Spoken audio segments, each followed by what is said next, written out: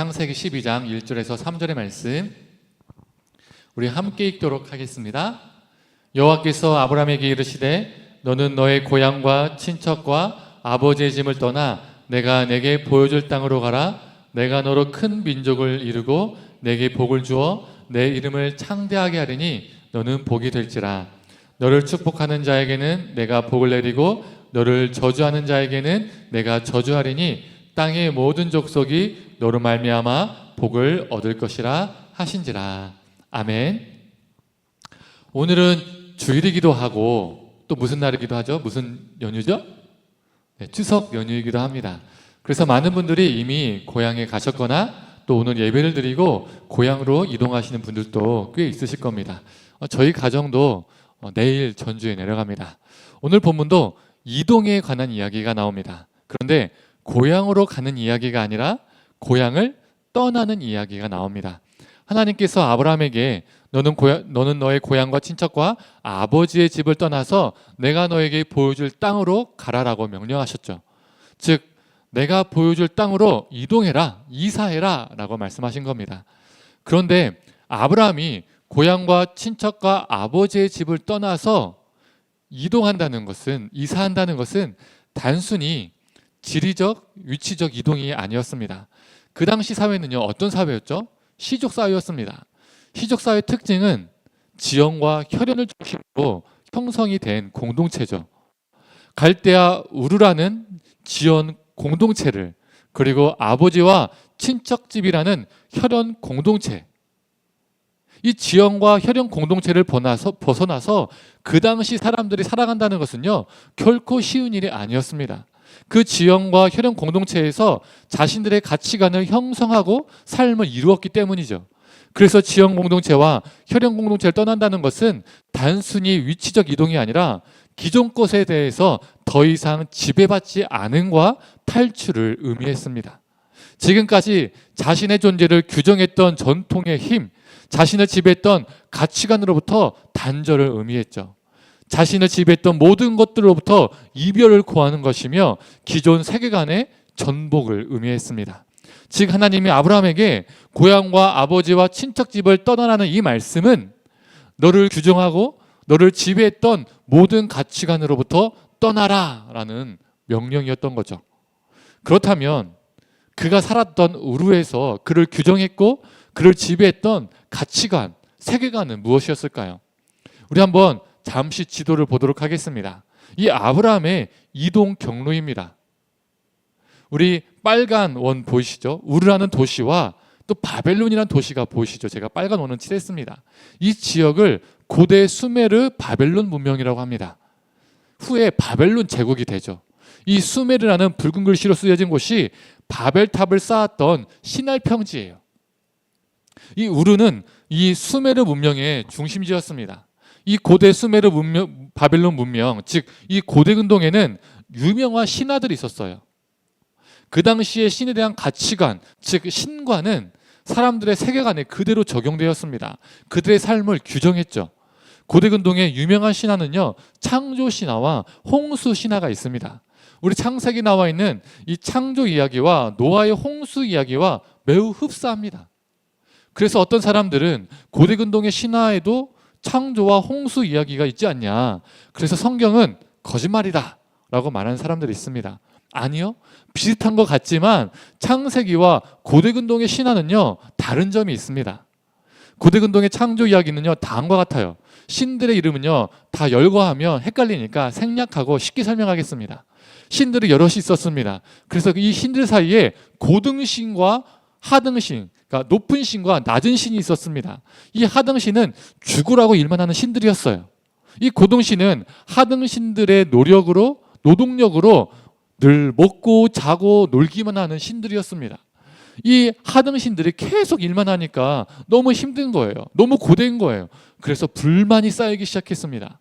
고등신들에게 대들기 시작했어요. 파업이 들어갔습니다. 요즘 말로 하면 일 더 이상 하지 않겠다라고 싸움이 일어나기 시작했습니다. 우리도 같은 신인데 왜 너희들만 먹고 놀고 사느냐? 우리도 놀고 먹고 싶다라고 대들기 시작했던 거죠. 이 하등신들의 반발이 거세니까 위기감을 느꼈던 이 고등신들이 매우 중요한 결정을 합니다. 이 결정이 뭘까요? 노동을 부려먹을 존재를 우리가 만들어야 되겠다라고 하면서 노동을 부려먹을 존재를 만듭니다. 그 존재가 무엇일까요? 인간이에요. 인간. 이 고대 근동에서 인간이란 신들을 위해서 노동력을 제공하는 존재, 다른 말로 하면 인간은 신들이 부려먹는 종 같은 존재라는 겁니다.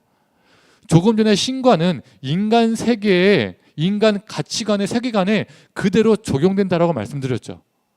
신들에게도 고등신과 하등신이 있다면 인간에게도요, 어떻게 적용될까요? 태어날 때부터 높고 귀한 존재가 있고, 태어날 때부터 반대로 낮고 천한 존재가 있다는 거예요.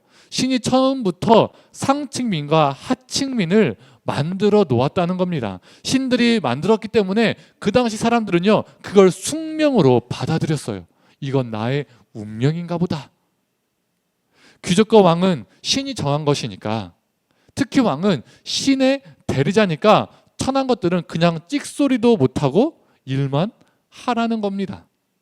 고대 근동의 세계관은 왕에게 절대 권력을 주었습니다. 그래서 왕과 귀족들은 하층민, 포로와 종들을요, 말하는 짐승이라고 취급했습니다. 저것들은 인간이 아니야. 우리와 달라. 그냥 말하는 짐승이야. 왜요? 신이 정한 거니까. 낮은 천한 존재로 만들었으니까요. 그래서 하층민들은 스스로 태어날 때부터 죽으라고 나는 일하는 존재구나 라고 받아들였습니다. 자신들이 고되게 일한 결과로 왕과 귀족들이 편하게 먹고 마시고 쉬는 것은요, 당연한 거라고 생각했어요. 거기에 대해서 불만과 의구심을 갖지 않았습니다.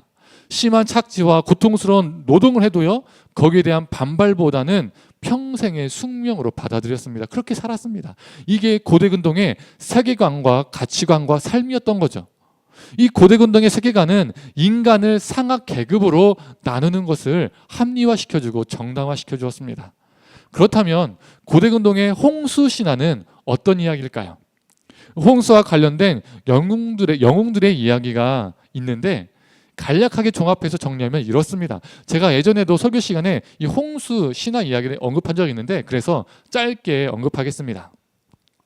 신들의 이름과 영웅들은요, 생략하겠습니다. 신들이 잠을 못 잘 정도로 인간의 수가 늘어났습니다. 하루는 대장신이 화가 나서 다른 신들에게 시끄러운 인간들 때문에 내가 너무나도 잠을 못 자겠다. 요즘 말로 하면 불면증에 걸렸다. 다 쓸어버리자. 그래서 몇 번의 재앙을 내립니다. 그런데 그게 효과가 없었어요. 그래서 최종적으로 내린 재앙이 무엇일까요? 바로 홍수입니다. 그때 한 신이 한 영웅에게 곧 홍수가 일어날 것이라고 알려줍니다. 그래서 그 영웅은 배를 만들어서 준비를 합니다.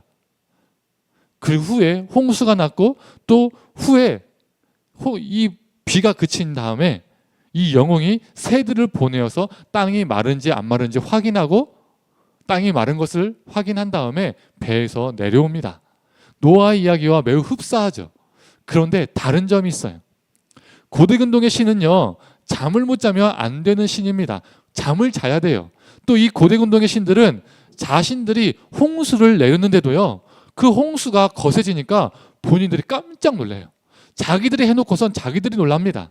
이 길가메시 서사시라는 홍수 이야기에서 나온 내용인데요, 제가 그 부분, 발치 부분만 한번, 발치한 내용만 읽어보도록 하겠습니다. 신들은 홍수를 두려워했으며 뒤로 물러나면서 하늘로 올라갔다. 신들은 개처럼 주춤주춤 물러나 몸을 잔뜩 웅크리고 벽에 기댔다. 신들은 모두 처량하게 앉아서 훌쩍였다. 본인들이 홍수를 일으켰는데 무서워서 개처럼 주춤주춤했다는 거예요. 심지어 너무 무서워서 신들이 훌쩍훌쩍 잉 울었다는 거예요. 울보처럼. 그들은 자연을 압도하고 지배하는 것이 아니라 자연의 지배 아래에 있다는 것을요, 보여주는 거죠. 또 홍수 기간 동안에 신들은 희생 제물이 없어서 쫄쫄 굶었어요. 영웅이 배 밖으로 나와서 제사를 드리자마자 문헌에는 이렇게 말하고 있습니다. 한번 들어보세요. 제물 위에 파리떼처럼 몰려들었다. 신들이 배고파서요, 파리떼처럼 몰려들었다는 게 참 웃기지 않습니까? 홍수 때문에 인간이 주는 것을 못 먹었다가 인간이 밥을 주니까 파리떼처럼 몰려와서 허겁지겁 개걸스럽게 먹었다는 거예요. 여기에서 고대곤동의 신의 모습이 나오는 겁니다. 먹는 것을 주기만 하면 좋아하는 신은 다른 말로 하면 어떤 신이라는 겁니까? 예배자의 삶을 보지 않는다는 겁니다. 고대곤동의 신들에게 있어서 인간들의 일상 속에서 인간들이 어떻게 살아가느냐, 얼마나 정직하고 신실하고 거룩하게 살아가느냐, 이것은 중요하지 않다는 거예요. 인간이 얼마나 나에게 크고 많은 것을 주었느냐, 그것 때문에 내가 배가 부르느냐, 이것이 중요하다는 겁니다. 이 신관이 사람들에게 어떻게 영향을 주었을까요? 신은 우리 삶을 보지 않는다. 우리가 우리 인생을 속된 말로 개판으로 살아도, 엉터리로 살아도 그저 크고 좋은 것만 주면 신은 좋아한다. 이게 예배와 삶에 그 당시에 그대로 반영되었습니다. 그래서 고대근동의 종교는 그 예배자의 삶을 보지 않았어요. 그 예배자가 얼마나 좋은 것을, 많은 것을 제물로 드렸냐, 이것을 보았다는 거죠. 이것이 바로 고향 땅 우르와 아버지와 친척집을 지배하고 규정했던 전통과 가치관이었습니다. 아브라함을 지배하고 있었던 세계관이었던 거죠. 그래서 하나님은 아브라함에게 그것으로부터 떠나라, 그것으로부터 단절되고 그것을 전복시켜라라고 명령하셨습니다. 창세기 1장에서 11장의 창조 이야기와 홍수 이야기는요, 아브라함의 여정의 복선이었던 거예요. 아브라함이 어떤 삶을 살 것인지 미리 설명을 해주는 겁니다. 나 여호와는 고대근동의 잡신과 다르다. 인간을 상하계급으로 나누고 태어날 때부터 누구는 금수저, 누구는 흙수저로 만든 신이 아니다. 귀족과 왕들만 나의 형상대로 만든 것이 아니라 나는 모든 인간을 나의 형상대로 만들었다. 남자만 나의 형상대로 만든 것이 아니라 남자와 여자를 나의 형상대로 만들었다. 모두가 존귀하다. 나는 자지도 졸지도 않는 신이다. 나는 자연 만물을 만들고 주관하며 지배하는 신이지 자연을 보며 벌벌벌 떠는 신이 아니다. 잡신들은 예배자의 삶이 엉망이어도 천천만만의 재물과 기름을 가져온다면 잡신들은 그걸 좋아하고 개떼처럼 몰려와서 파리떼처럼 몰려와서 그걸 먹고 좋아하고 그러한 저급한 신이지만 나는 그러한 신이 아니다. 나는 자지도 졸지도 않으며 너희들의 삶을 본다. 너희 삶이 엉망인데 큰 재물을 가져오는 것을 나는 기뻐하지 않는다. 나는 오히려 그러한 재물과 그러한 예배와 그러한 예배자의 삶을 가증히 여긴다 라고 말씀하시는 겁니다. 아브라함아, 그러한 잡신들로부터, 너를 지배하고 있었던 그 모든 것들로부터 떠나라. 내가 너에게 보여줄 땅으로 가라 라고 말씀하고 계신 겁니다. 이렇게 아브라함의 이사는, 여정은 이전 삶과 단절, 전복, 전환을 의미합니다. 이처럼 아브라함은 탈량의 사람, 벗어나야 할 곳을 벗어나 가야 할 곳을, 그곳을 향해서 자신의 발걸음을 옮긴 사람이었습니다. 이것이 바로 믿음의 길이요, 믿음의 여정이었습니다. 그렇다면 우리에게도 똑같이 적용됩니다. 우리가 예수를 믿은 이후로 나는 어떠한가? 예수님과의 만남을 인해서 이전에 귀하게 여겼던 그 모든 것들에 대한 가치관의 전환이 이루어졌는가? 입술로만 나 예수님 믿어, 이런 게 아니라 우리의 먹고 마시는 것, 우리가 보내는 시간, 우리가 교제하는 사람, 우리가 놓인 환경, 이 모든 것들에 대한 전환이 이루어졌는가? 이 질문을 우리에게 스스로 던져봐야 합니다. 하나님을 믿는다고 말하지만 사람을 높고 낮음으로 구분하고 또 그렇게 평가하는 모습이 우리 안에 있을 수 있다는 겁니다. 교회 안에서조차도 금수저와 흙수저로 나누고 가진 자가 더 대접을 받으며 더 신앙 좋은 것으로 지켜 세움을 받는 것, 없는 자에게 교회의 문턱이 너무나도 높아버린 것, 이것이 한국교회와 우리의 모습일 수 있다는 겁니다. 그래서 교회 안에 기복신앙이 자리 잡고 어른들은 성공과 돈을 위해서, 자녀들은 성적을 위해서 하나님을 붙잡는 겁니다. 성공해야, 성적이 좋아야 하나님께 은혜 받고 복 받은 것이죠. 그래서 크고 높은 사람이 되어야 하나님께 쓰임 받는다라는 이 이상한 논리가 적용되어서 그런 사람이 믿음이 좋은 사람이 되고, 그런 사람이 다른 그리스도인보다 훌륭한 그리스도인이 되는 겁니다. 부러움을 받는 거죠. 예수를 10년, 20년 믿어도 믿지 않는 사람들과 전혀 다를 바 없는 세속적 가치관에 찌들어서 세상 풍조에 편승하며 살아가는 모습이 우리 안에 있을 수 있습니다. 믿는 자들도, 우리 그리스도인들도 힘의 논리로 모든 것을 해석하고 힘 있는 자에게 굽실거리며 약한 자에게는 갑질과 굴림을 하는 모습이 우리 안에 있을 수 있어요. 나는 사장으로서, 나는 상사로서 직원들을 어떻게 대하고 있는지 매 순간 돌아봐야 합니다. 나는 사람들을, 나의 이웃을, 나의 자녀들을, 나의 배우자를 어떻게 대하는지 깊이 돌아봐야 해요. 또한 우리는 어떻게 하나님을 대하는지도 점검해야 합니다. 하나님을 마치 먹을 것만 주면 좋아하는 고대근동의 잡식처럼 여기며 살고 있지는 않은지, 내가 달랠 수도 있고 내가 조종할 수도 있는 그런 잡신으로 여기고 있지는 않은지, 불법과 편법으로 돈을 벌어도 헌금만 많이 내면 하나님께서 좋아하고 그런 사람에게 30배, 60배, 100배 물질의 은혜를 되돌려주는 신으로 여기고 있지 않은지, 우리의 일상이 하나님과 무관하고 불의를 쉽게 저지르며 그렇게 살고 있지만 예배만 꼬박꼬박 드린다면 하나님은 좋아할 거라고 생각하며 살고 있지는 않은지, 우리는 최첨단 기술을 가지고 있는 이 현대를 살아가지만 여전히 몇천 년 전 고대근동의 잡신을 믿는 그 신앙대로 하나님을 믿고 살고 있지 않은지 돌아봐야 합니다. 우리 여호와 하나님은 1등급 1++, 투뿔이라고 하죠.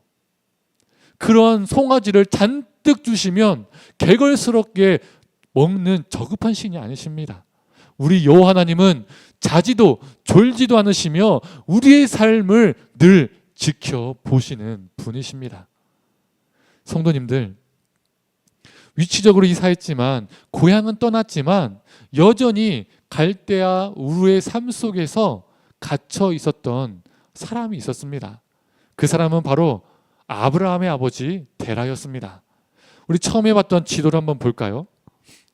창세기 11장에 따르면 데라는 아브라함과 자신의 가족을 데리고 갈대아 우르를 떠납니다. 그리고 하란에 도착하죠. 이 빨간 원에서 파란 원으로 이동했습니다. 네, 화면 넘겨주시고요. 주전 18세기에서 15세기 사이에 역사적으로 이 수메르 지역에 있던 수많은 사람들이 가나안 땅과 애굽 땅으로 대이동을 했습니다. 그래서 역사학자들은 이 대이동에 맞물려서 데라도 자신의 가족을 데리고 이동한 것으로 보고 있습니다. 그런데 여기에서 주목할 만한 것이 있습니다.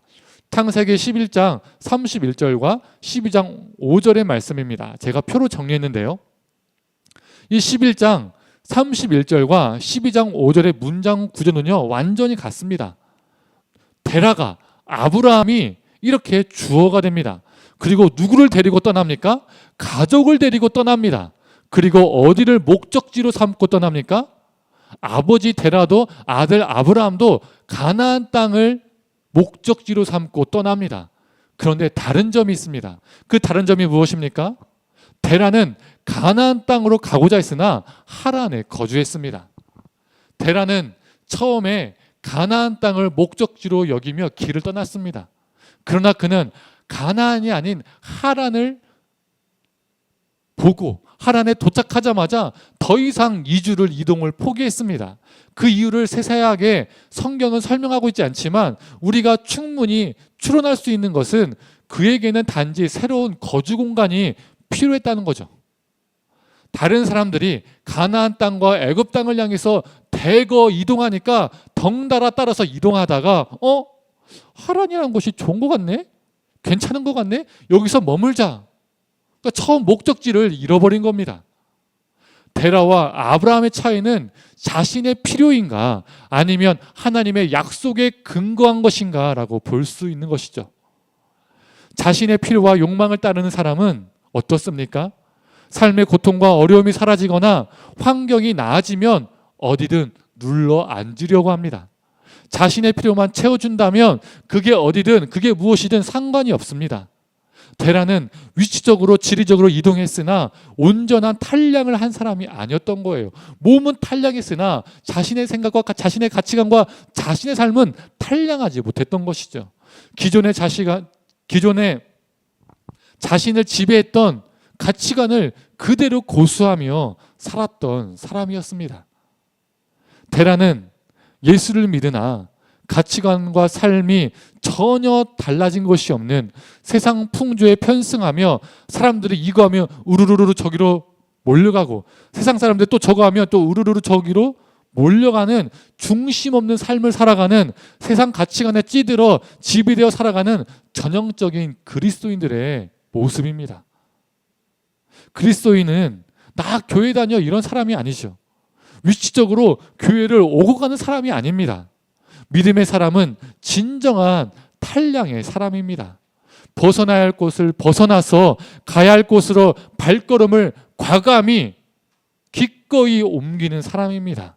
이전과 다른 삶으로 자신의 삶을 전환시키는 사람입니다. 신앙에서도 탈량의 사람이 있죠. 바로 바울입니다. 그는 어떤 사람이었습니까? 가말리엘의 학파, 요즘 말로 하면 서울대생이었습니다. 히브리인 중에 히브리인이요 베냐민 지파 바리새인이었습니다.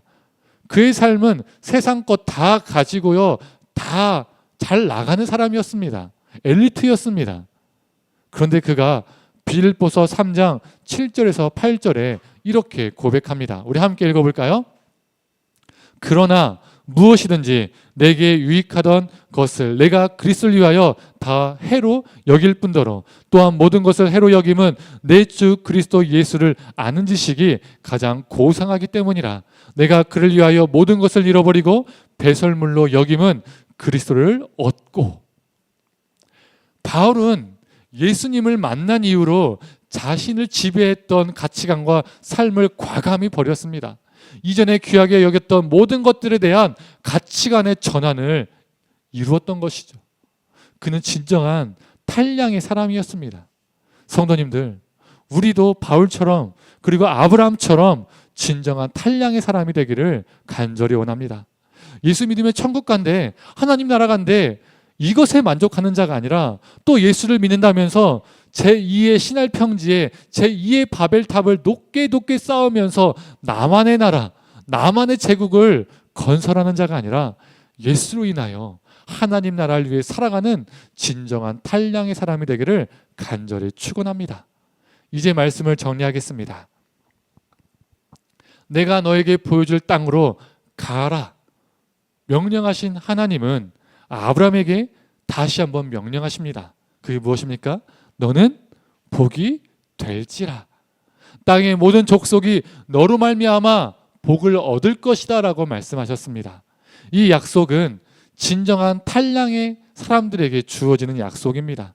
단순히 유치적으로 지리적으로 우르에서 벗어나 하란에 머무르는 데라에게 주어진 말씀이 아니었습니다. 하나님을 믿는다 말하지만 기존 가치관, 나를 지배했던 그 전통, 힘, 여전히 종속되어 있다면 그 사람은 여전히 자신의 복을 위해서, 돈을 위해서, 성공을 위해서, 힘을 위해서 하나님을 찾을 수밖에 없습니다. 그것을 얻기 위해서 예배하고요, 헌금을 드리게 됩니다. 높은 자리에 오르고 많은 것을 가지기 위해서 발버둥 치다가 정말 그런 자리에 위치에 올랐을 때에 자신이 가지고 있는 물질과 힘으로 다른 사람을, 그런 사람들은요 업신여길 수 있어요. 높고 낮음을 구문짓게 됩니다. 다른 사람을 아프게 할 수 있습니다. 이처럼 하나님을 세상의 다른 잡신들과 같이 믿고 살아가는데 어떻게 세상 사람들이 그런 사람을 통해서 하나님을 발견할 수 있겠습니까? 사람을 귀하게 여기지 않은데 사람을 도구로 보는데 이웃들이, 타자가 어떻게 그 사람을 통해서 생명의 복을 누릴 수 있겠습니까? 없죠. 성도님들, 혹 우리 안에 오랫동안 우리를 지배하고 있는 헛된 것들이 있습니까? 우리 모두 아브라함과 바울처럼 진정한 탈량의 사람이 되기를 간절히 소망합니다. 그래서 우리로 말미암아 우리 가정에, 우리 일터에, 우리 공동체에, 우리가 기도하고 있는 모든 수많은 영혼들에게, 우리 이웃들에게 그 복이 흘러가기를 원합니다. 무슨 복입니까? 세상적인 복입니까? 아닙니다. 예수 그리스도의 생명의 복이 흘러가기를 간절히 원합니다. 아브라함에게 말씀하신 그 약속이 우리에게도 성취되기를 원합니다. 너는 복이 될지라. 그 복이 우리 삶 가운데 임하기를 간절히 축원합니다. 함께 이 시간 찬양하고 기도하겠습니다.